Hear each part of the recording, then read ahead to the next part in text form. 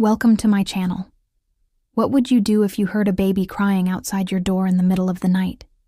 You'd probably feel scared, worried, maybe even tempted to go see. But this is exactly what used to happen long ago in a small village called Millfield. People say that late at night you could hear soft taps at the doors. Tap, tap, tap. And then the sound of a baby crying. At first it sounded innocent, almost like a child in need. But anyone who stepped outside alone after hearing it never came back in. It is said that years ago there was a homeless woman who lived alone with her newborn baby. She had nothing, no food, no shelter, nothing to survive on, and the father had abandoned them, leaving her to face the bitter winter alone. The snow was falling heavy one night, and she felt the cold creeping into her bones. She knew she couldn't survive it, but she loved her baby more than anything. She decided that if nothing else, she would at least try to save the child. She wrapped the baby in what little cloth she had and carried it to the nearest door of a house she knew was warm. She knocked softly, hoping someone would take the baby in. Then, trembling, she hid behind a tree nearby waiting, but no one came. No one heard the baby. No one opened the door.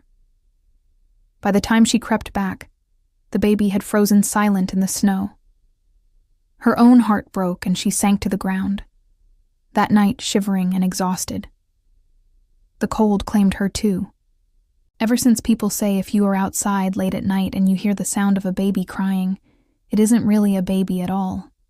It's the echo of that mother's sorrow.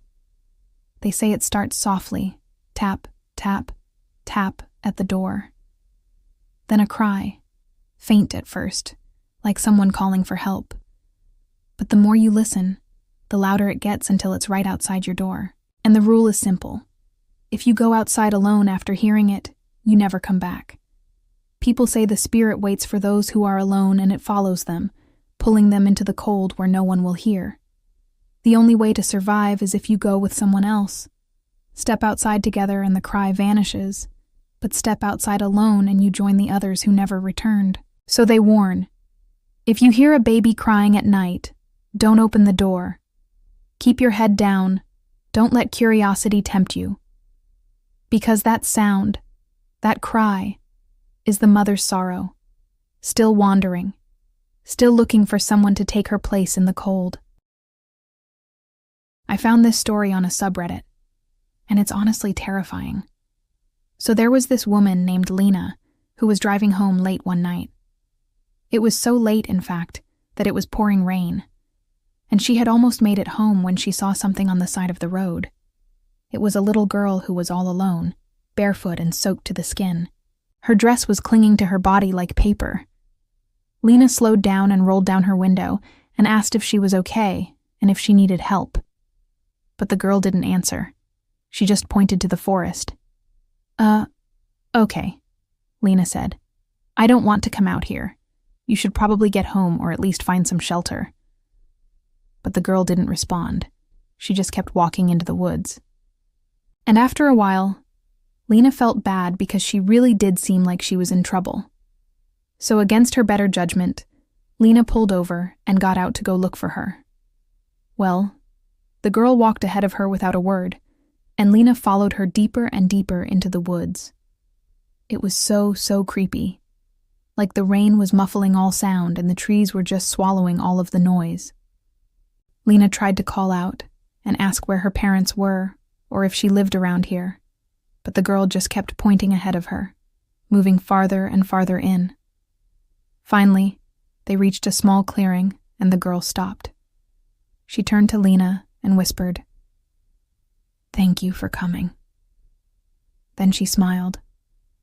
And when she did, Lena realized something was very wrong. The girl's teeth were all wrong. They were too sharp and there were way too many of them. Before Lena could even scream, though, dozens of pale hands shot out from the mud beneath her feet. They were clutching her ankles, her wrists, and they were dragging her down. She kicked and she fought, but the earth was swallowing her whole. The last thing she saw before she was completely under was the girl's face peering down at her. Every night at exactly 2:13 a.m., Ryan's landline rang. When he picked up, there was nothing but silence and breathing, heavy, ragged breathing. He assumed it was some prank, maybe kids in the neighborhood, but when he unplugged the phone, it rang anyway. One night, instead of answering, Ryan let it go to voicemail. The next morning, he played it back. What he heard froze him. It was the sound of his own voice whispering, "I'm coming upstairs."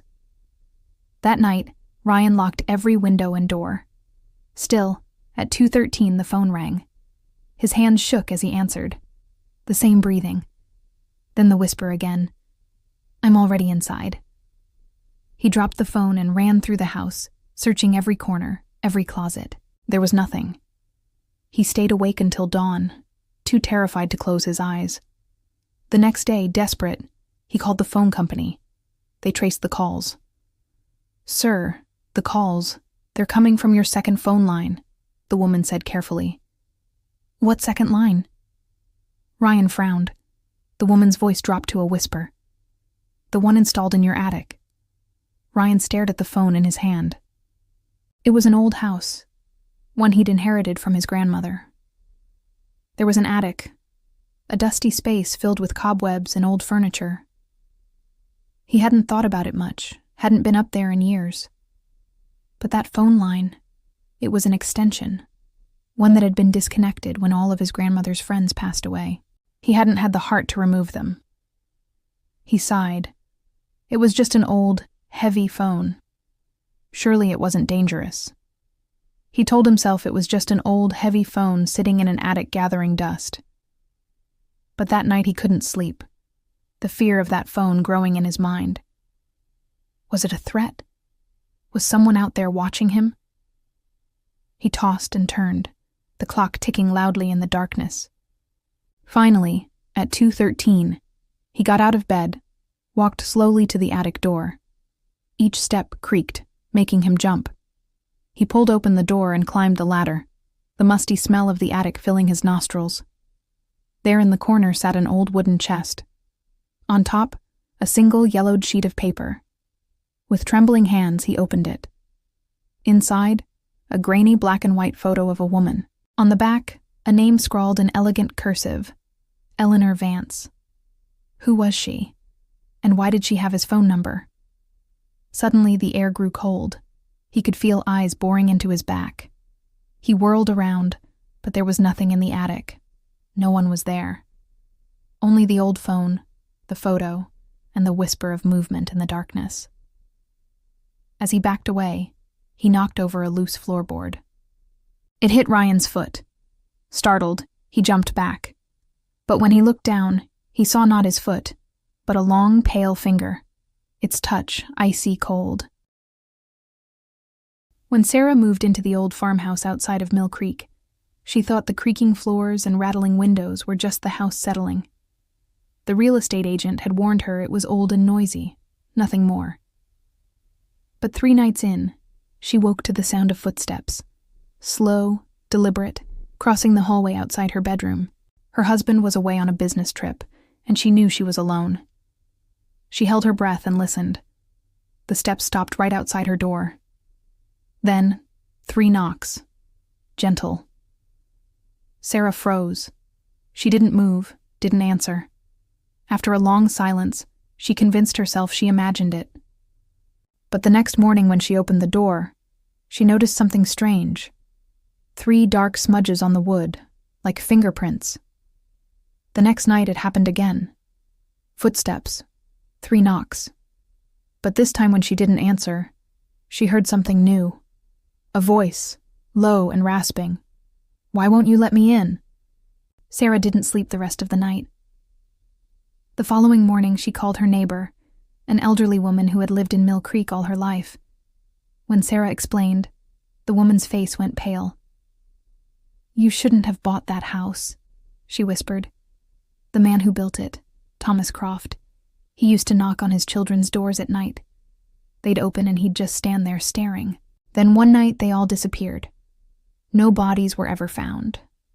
Just those marks." Sarah hung up the phone and stared at the door. 3 dark smudges. Was it a warning? She thought about leaving town. But where would she go? Who would buy a creepy old farmhouse on the outskirts of town, especially after what had happened to the Croft family? She couldn't escape the feeling that she was being watched. That night she slept in her car with all the lights on. When she returned to the house at dawn to grab her belongings, she found something waiting for her on the bedroom door. Not 3 smudges this time. 3 bloody fingerprints.